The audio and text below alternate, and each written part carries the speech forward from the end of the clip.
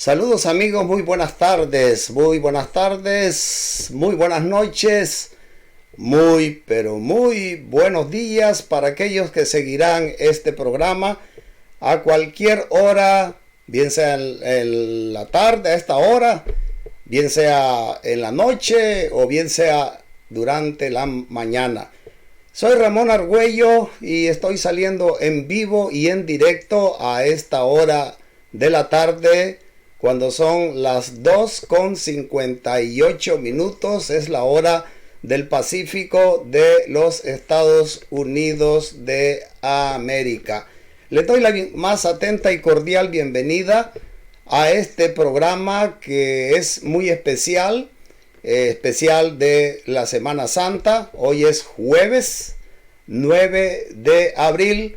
Ustedes saben, hermanos en Cristo, especialmente ustedes los que son cristianos, que la tradición le llama a este día Jueves Santo. Así es que vamos a llamarle así, Jueves Santos, en la última semana de nuestro Señor Jesucristo en su ministerio terrenal aquí en esta tierra. El día de ayer empecé la serie de los sucesos, los hechos y sucesos de Jesús en su última semana. Y hoy vamos a continuar con esta serie, que dicho sea de paso, hay bastante material que compartir. De manera que quizás no voy a profundizar totalmente, tal vez solo entregarles alguna breve reseña de lo que sucedió un día como hoy en la vida y el ministerio de nuestro Señor Jesucristo. Mientras me preparaba desde esta mañana, preparando, valga la redundancia, este material para presentar a ustedes, amigos y amigas, hermanos y hermanos en Cristo, me di cuenta en solo estar estudiando todo lo que vivió el Señor, cuán duro y difícil tuvo que ser en su vida este día jueves. Como ustedes saben también, el Señor tuvo dos naturalezas, una humana y otra divina. Y en ambas naturalezas era 100% humana y 100% divina. Es bastante difícil explicar cómo es esto, ¿verdad? Cómo era 100% humano y 100% Dios. Difícil explicarlo para la mente finita como es la mía y la suya. Pero es lógico que en su naturaleza divina Él estaba bien consciente de lo que le esperaría un día como hoy, ese día jueves. Y no solamente el jueves, pero también el siguiente día, el día viernes. Y hablando de la forma humana que Jesús asumió hasta llegar a la cruz, sin duda para Él el jueves sería un día altamente estresante y doloroso, puesto que tenía una agenda repleto de asuntos que completar. Él tenía que dejar impregnada en la vista, pero en la mente y en el corazón de su pueblo, de lo suyo. Recuerde que el apóstol Juan, cuando escribió el evangelio que lleva su nombre de San Juan, dice: a lo suyo vino, es decir, al pueblo de Israel, y los suyos, la nación, no le recibió como el Hijo de Dios, como lo que realmente es o era y es el Hijo de Dios. Sin embargo, como reza San Juan 1:12, más a todos los que le recibieron, a los que creen en su nombre, les dio poder, les dio potestad de ser llamados hijos de Dios. Aleluya. Benditos sean todos esos judíos que creyeron que Jesús es el Cristo, que Jesús no era simplemente el hijo del carpintero y el hijo de María, sino que era el Hijo de Dios, el Mesías prometido. Así es que cuán doloroso fue para Jesús saber que lo que él quiso realizar con el vasto pueblo de Israel no lo supieron aprovechar, sino antes bien lo rechazaron. Y qué dolor más grande sería para él el día jueves, porque no solamente antes de completar iba a vivir la traición de uno de los suyos, es decir, un dolor emocional, pero también dolor físico iba a experimentar. Y como también dice o decía el profeta Isaías, experimentado en quebranto. E Isaías, profetizando más de 700 años que aconteciera este hecho, él decía que desechado y afligido, imagínense ustedes, fue desechado por su pueblo. Así es que él tendría que experimentar dolor emocional, dolor físico. Y él sabía en su naturaleza divina también que quedaba poco tiempo, que ese día jueves él tendría una agenda súper repleta de mensajes que dar a los suyos y también al pueblo en general, es decir, a sus discípulos, a sus seguidores, lecciones que quería él dejar profundamente sembradas en el corazón de aquellos hombres que serían el fundamento para la iglesia, es decir, las pequeñas piedras de que hablaba el apóstol Pedro para levantar, para edificar la iglesia. Ahora, cuando uno estudia a fondo la historia de los hechos en la última semana de Jesús, es difícil dejar de preguntarse, bueno, pero ¿cómo le hizo Jesús? Tenía una naturaleza humana, es decir, no tomó ventaja de eso. Él sufrió, es decir, no tomó ventaja de tener una naturaleza divina, sino que llegó hasta la cruz en su naturaleza humana, es decir, sufrió dolores, sufrió el acoso psicológico, la burla, la tortura, el desprecio, el abandono, etcétera, etcétera, etcétera. Ahora, cuando yo pregunto o me preguntaba a sí mismo, ¿cómo fue que el Señor pudo aguantar tanto? ¿Qué le hizo? ¿Qué le motivó para llegar hasta las últimas consecuencias? Hasta decir consumado es y no renunciar a aquel hecho. ¿Cómo le hizo cuando miró a aquel hombre o aquellos hombres aquellos soldados romanos con el mazo y con los clavos para enterrarle en sus manos y en sus pies? ¿Cómo le hizo para no decir basta, basta, renuncio a lo que dije ser? Pero no, él llegó hasta las últimas consecuencias. Y claro, la gran ventaja que tenemos cuando leemos toda la escritura, llegamos a tener el rompecabezas completamente armado y entender.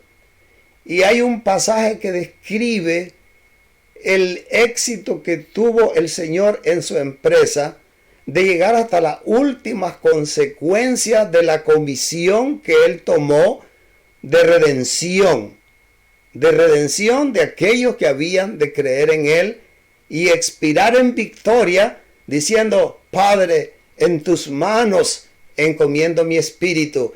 Y hay un pasaje, mi amigo y mi amiga, mi hermano y mi hermano, que yo quiero que usted lo disfrute conmigo, porque quiero decirle que cuando usted esté afrontando momentos críticos en su vida, cuando usted incluso sepa que quizás van a ser los últimos minutos, que va a abandonar este cuerpo, que va a salir de aquí, pero antes va a tener que sufrir intensos dolores, tal vez producto de una enfermedad larga.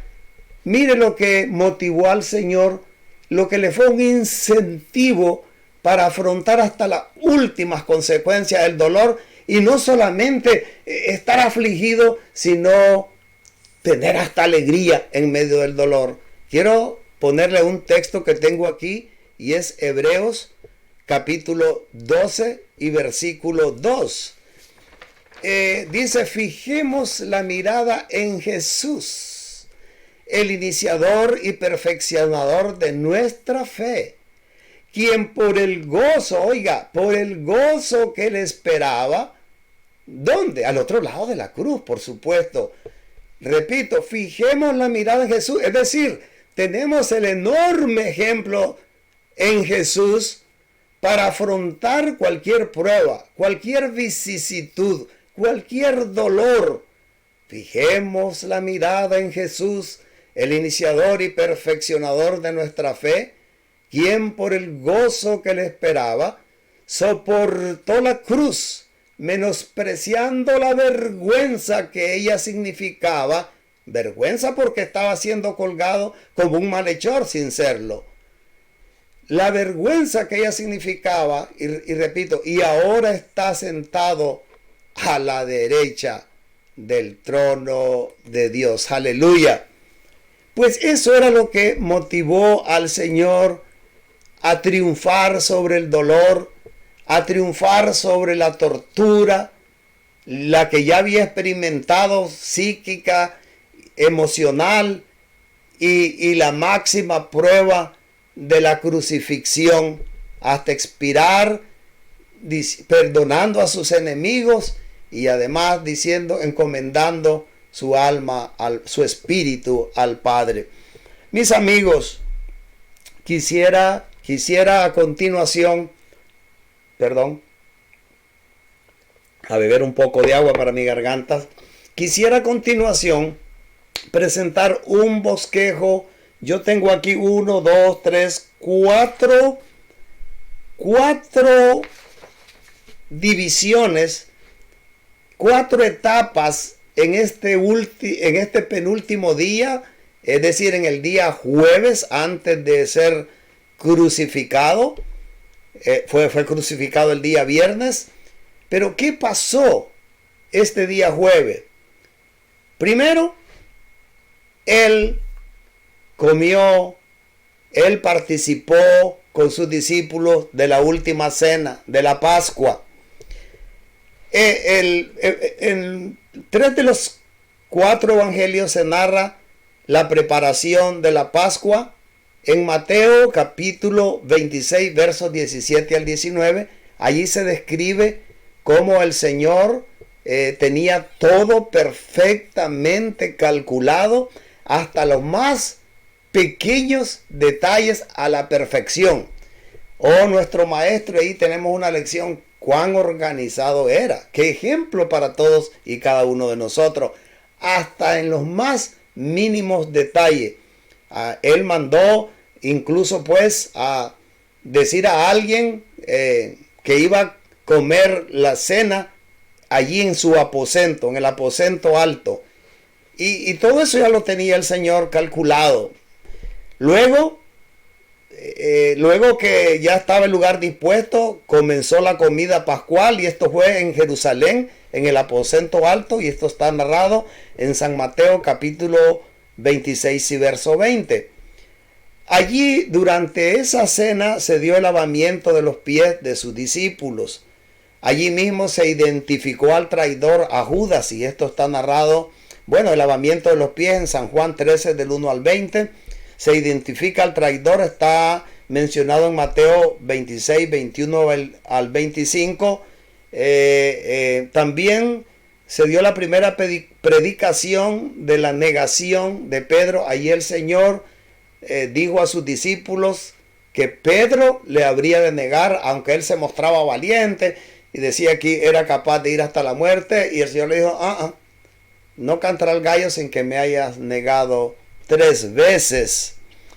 Y también la otra parte fue la conclusión de la comida, y al final de la comida el Señor instituyó la cena de Él, la cena del Señor, para que la iglesia naciente la preparara o la comiera en memoria de él. Allí diríamos que cesa una Pascua y se instituye un nuevo pacto para la iglesia.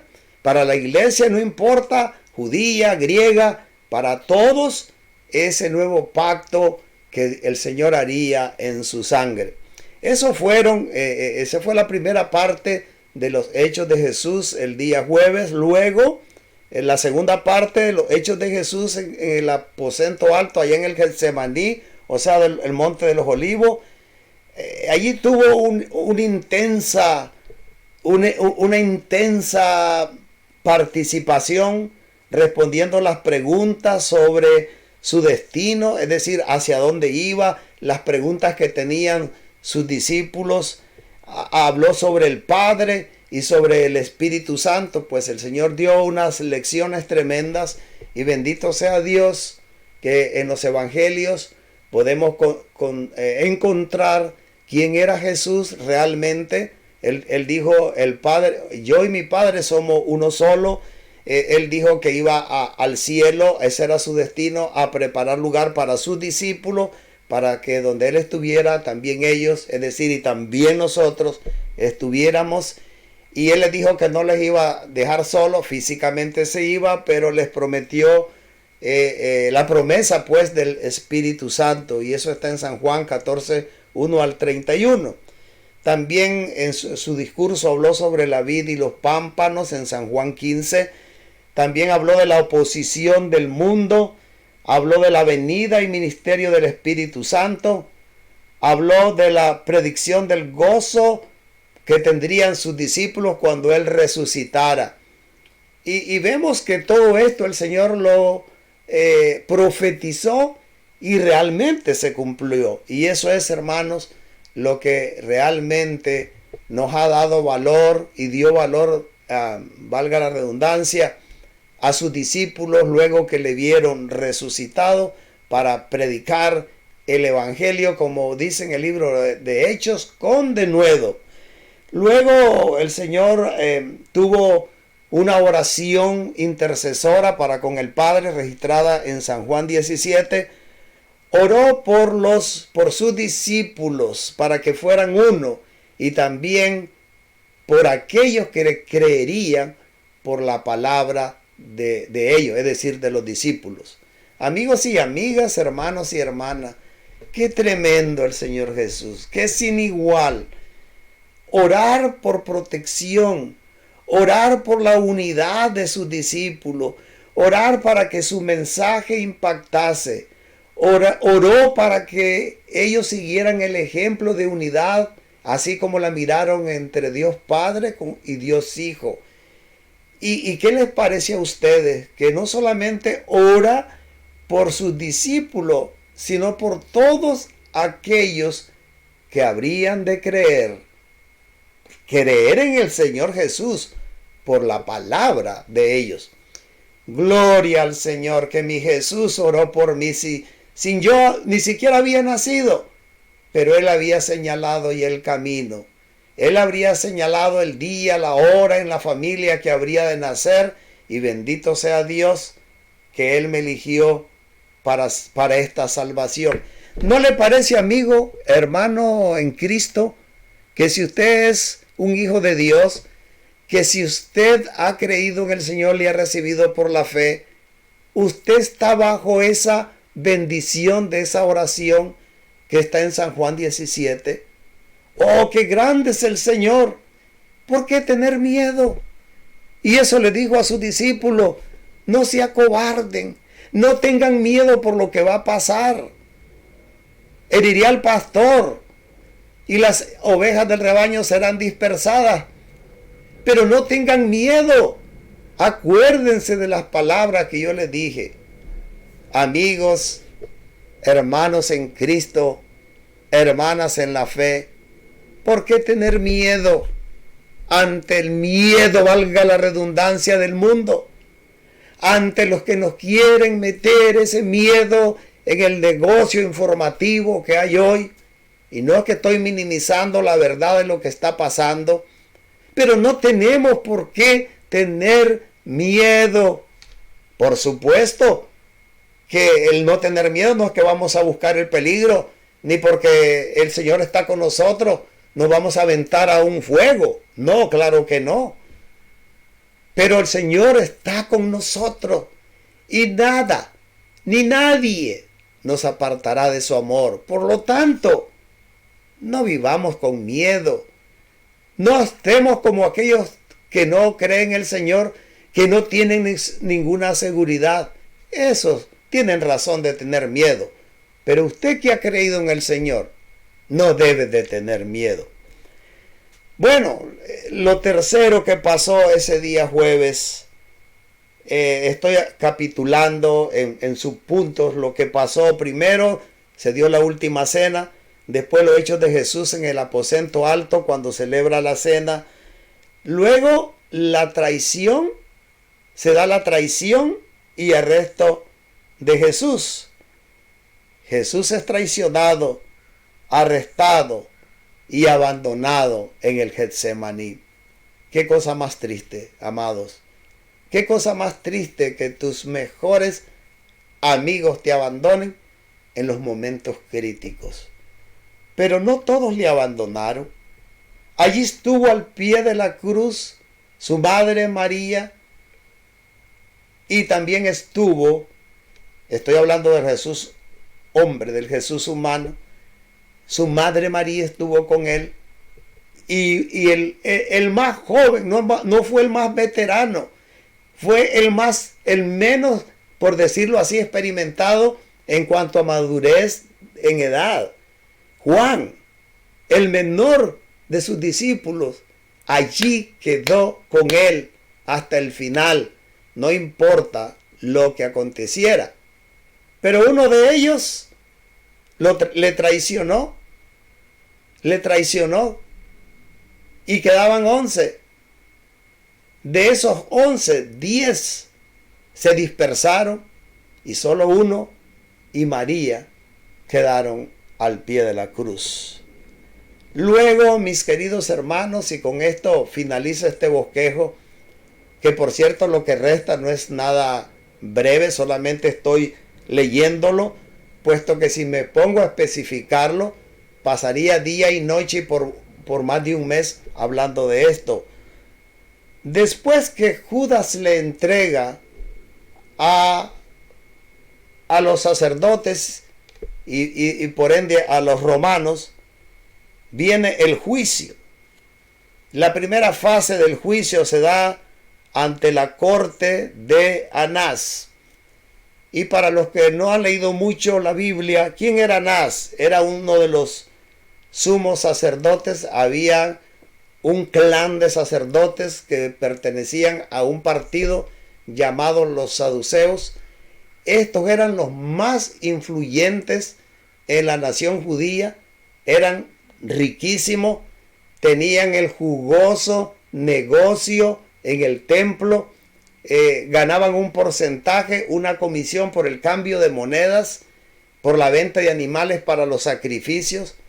Por eso esa gente, obviamente cuando les tocaron la bolsa, cuando Jesús desparramó, enojado Jesús porque habían hecho del templo cueva de ladrones, recuerdan allá en la entrada triunfal, volcó las mesas de los cambistas, sacó los animales y los dejó ir, y ahí se enfurecieron estos saduceos, estos sumos sacerdotes que pertenecían al partido religioso de los saduceos.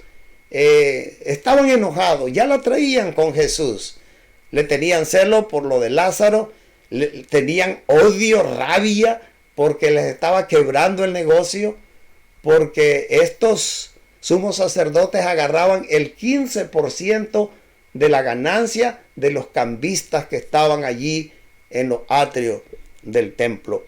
Entonces, la primera comparecencia después que es entregado por Judas es ante la corte de Anás, que era sumo sacerdote y suegro de Caifás.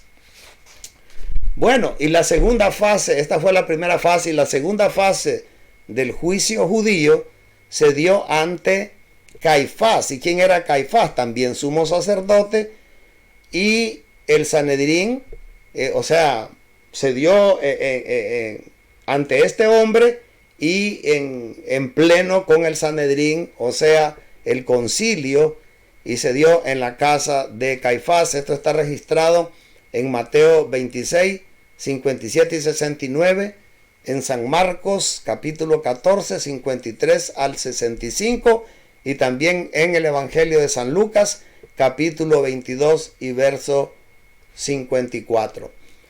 Allí en ese patio, mientras estaba juzgando al Señor, se dio algo interesante, el cumplimiento de lo que Jesús había dicho que Pedro le habría de negar.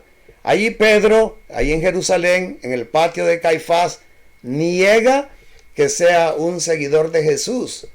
Y fue algo espantoso lo que hizo Pedro, porque hasta maldijo, negando que era seguidor del Señor.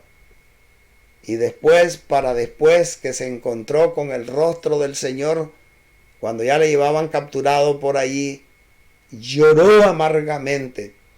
Y era razonable que hubiese llorado después de haber negado a quien él había confesado que era el Hijo de Dios. Y luego se dio la tercera fase del juicio, y esto fue en el pleno del Sanedrín en Jerusalén, y esto está en Mateo 27:1, Marcos 15:1, Lucas 22:61 al 71. Allí sucedió otro hecho tremendo. Hubo remordimiento de Judas. Judas, al igual que Pedro, pero este fue peor, este le entregó para la muerte, Judas Iscariote. Pero este hombre tuvo un arrepentimiento que no valía. Yo no sé si valía o no valía, pero Jesús dijo, ay de aquel por quien el Hijo del Hombre es entregado.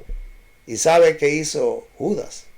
Se suicidó en el campo llamado del alfarero. Eso está en Mateo 27, 3 al 10, Hechos 1, 18 al 19.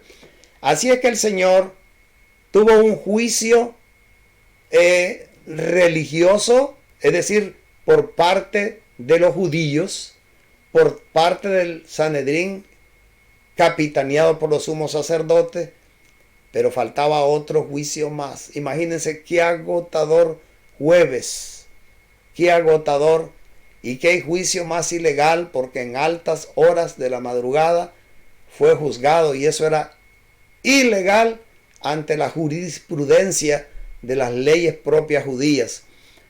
Ahora, entonces la primera fase se da ahora ante Roma, ante un poder extranjero. Los judíos no tenían legalmente la capacidad para mandar a la cruz a nadie. Por eso ellos lo fueron a acusar con testigos falsos allá ante los romanos, ante el gobernador romano, allá en la Judea, Poncio Pilato.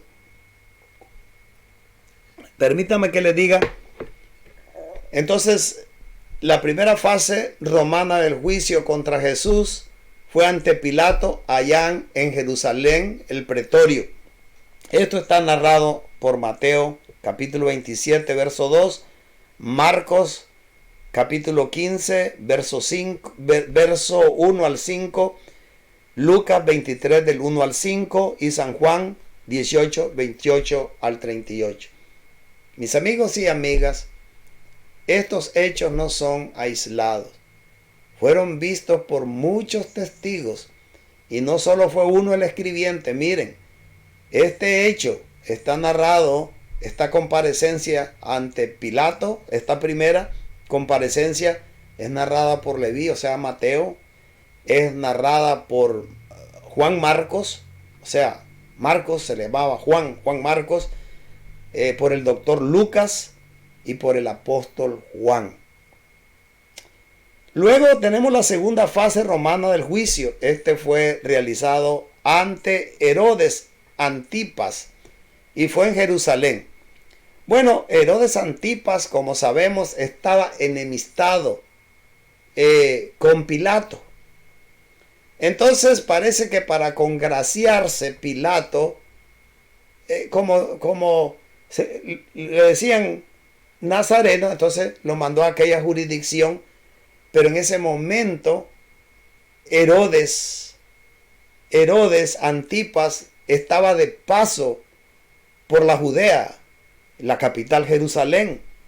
Entonces allí se lo mandaron a Herodes. Y recuerden que Herodes, como Jesús sabía que este hombre malvado, Herodes Antipas, había asesinado a Juan el Bautista, cuando lo interrogó Herodes a Jesús, Jesús no le contestó ni media palabra.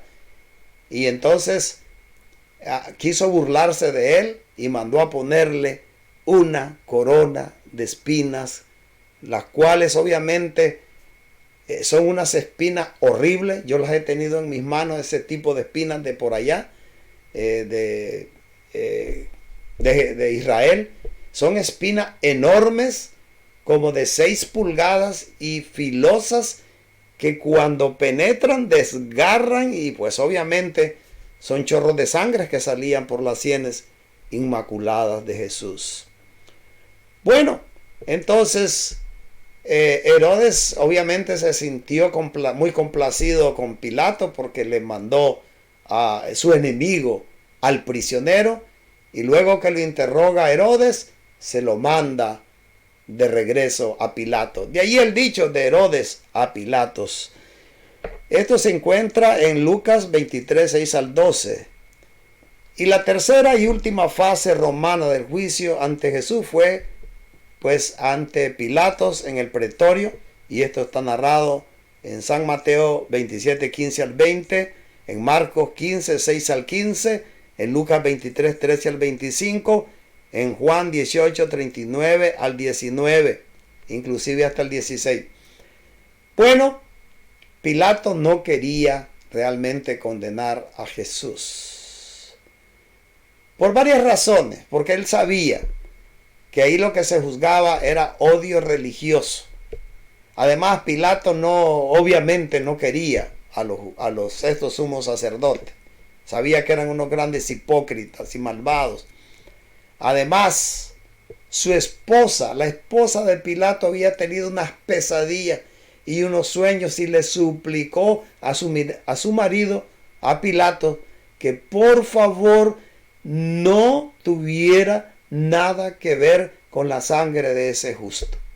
Pero a pesar de todo, valió más la cobardía de Pilato, y entonces cuando empezaron a decirle que se oponía al César, que si no lo condenaba estaba en contra del César, entonces pues tuvo miedo y firmó la sentencia de muerte para Jesús. Amigos y amigas, en realidad Jesús vino para dar su vida en rescate por el pecador, por todos nosotros los que ahora le hemos conocido. Él tenía que ir a eso. Si Pilato o no Pilato le hubiera condenado, de todas maneras, él vino para dar su vida en expiación. Así es que, mis amados, gracias a Dios que Jesús no se quedó allí. Él resucitaría el domingo, el tercer día. Bueno, vamos a dejarlo allí. Esos fueron los hechos en resumen, vistos a un vuelo de pájaro del día de un día como hoy, día jueves. Amigos y amigas, muchísimas gracias por haberse conectado.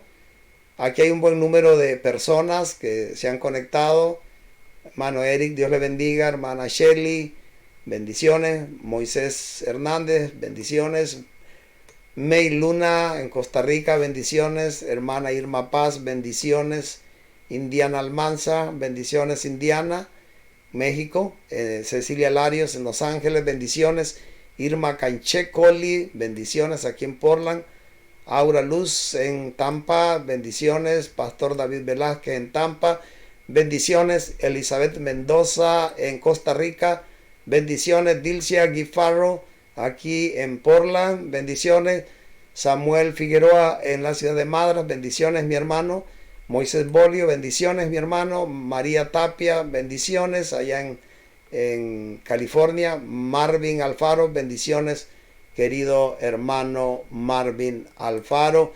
Muy bien amigos, eso ha sido todo por hoy. Les espero en el programa especial para el día de mañana viernes, pero mañana va a ser a las 7 de la noche, hora de Portland, hora del Pacífico de acá de los Estados Unidos.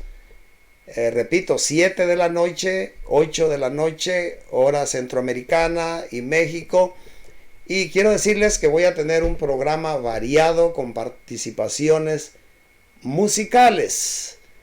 Y así que, por favor, les animo a conectarse y Dios me los bendiga.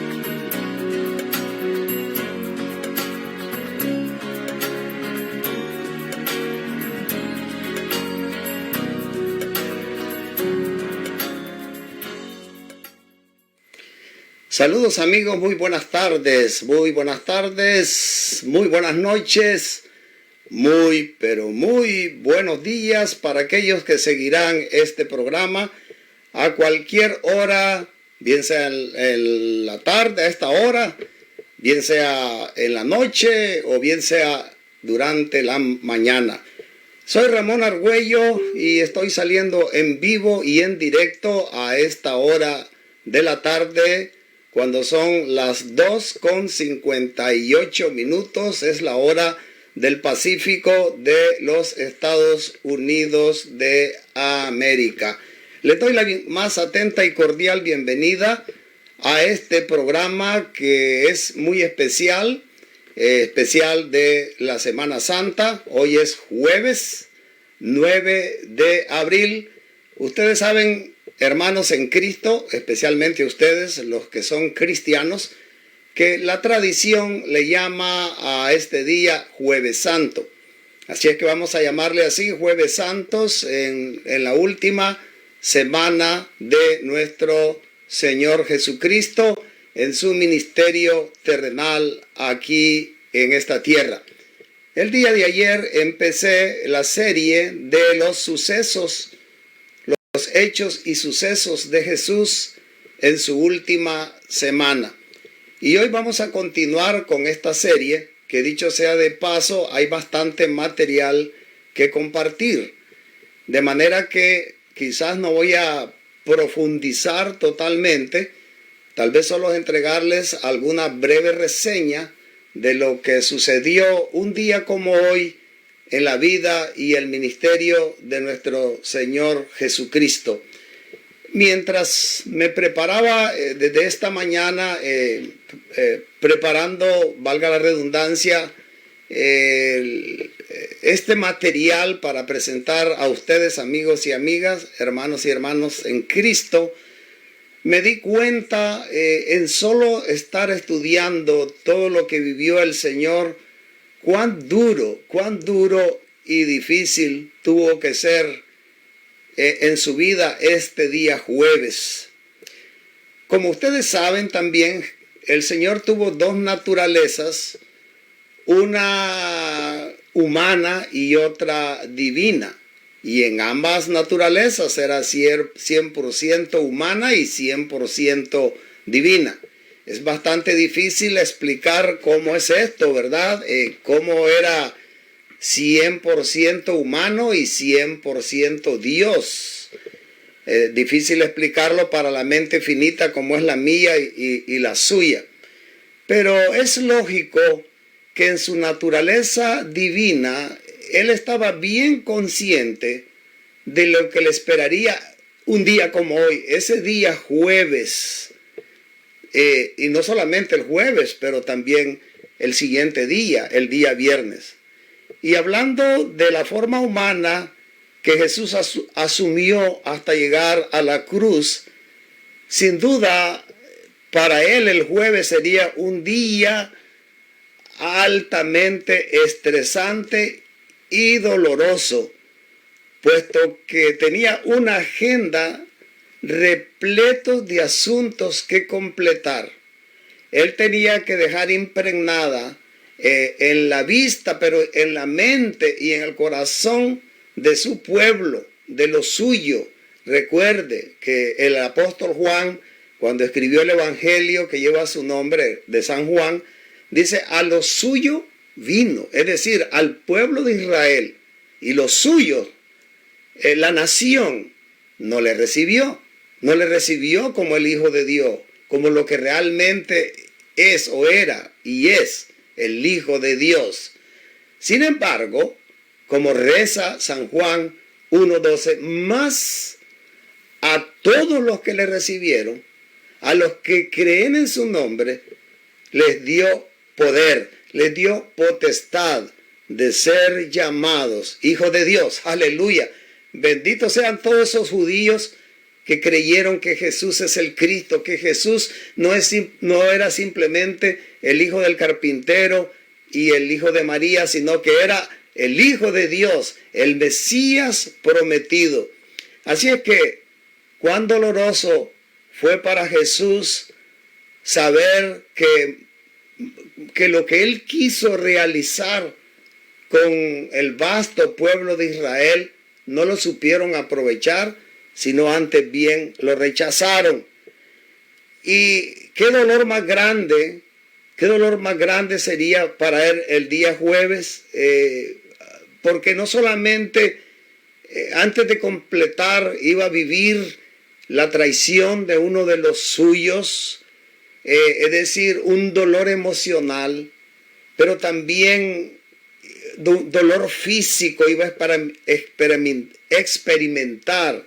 Y como también dice o decía el profeta Isaías, experimentado en quebranto. E Isaías, profetizando más de 700 años que aconteciera este hecho, él decía que desechado y afligido, imagínense ustedes, fue desechado por su pueblo. Así es que él tendría que experimentar dolor emocional, dolor físico. Y él sabía en su naturaleza divina también que quedaba poco tiempo, que ese día jueves él tendría una agenda súper repleta de mensajes que dar a los suyos y también al pueblo en general, es decir, a sus discípulos, a sus seguidores, lecciones que quería él dejar profundamente sembradas en el corazón de aquellos hombres que serían el fundamento para la iglesia, es decir, las pequeñas piedras de que hablaba el apóstol Pedro para levantar, para edificar la iglesia. Ahora, cuando uno estudia a fondo la historia de los hechos en la última semana de Jesús, es difícil dejar de preguntarse, bueno, pero ¿cómo le hizo Jesús tenía una naturaleza humana, es decir, no tomó ventaja de eso. Él sufrió, es decir, no tomó ventaja de tener una naturaleza divina, sino que llegó hasta la cruz en su naturaleza humana, es decir, sufrió dolores, sufrió el acoso psicológico, la burla, la tortura, el desprecio, el abandono, etcétera, etcétera, etcétera. Ahora, cuando yo pregunto o me preguntaba a sí mismo, ¿cómo fue que el Señor pudo aguantar tanto? ¿Qué le hizo? ¿Qué le motivó para llegar hasta las últimas consecuencias? Hasta decir consumado es y no renunciar a aquel hecho.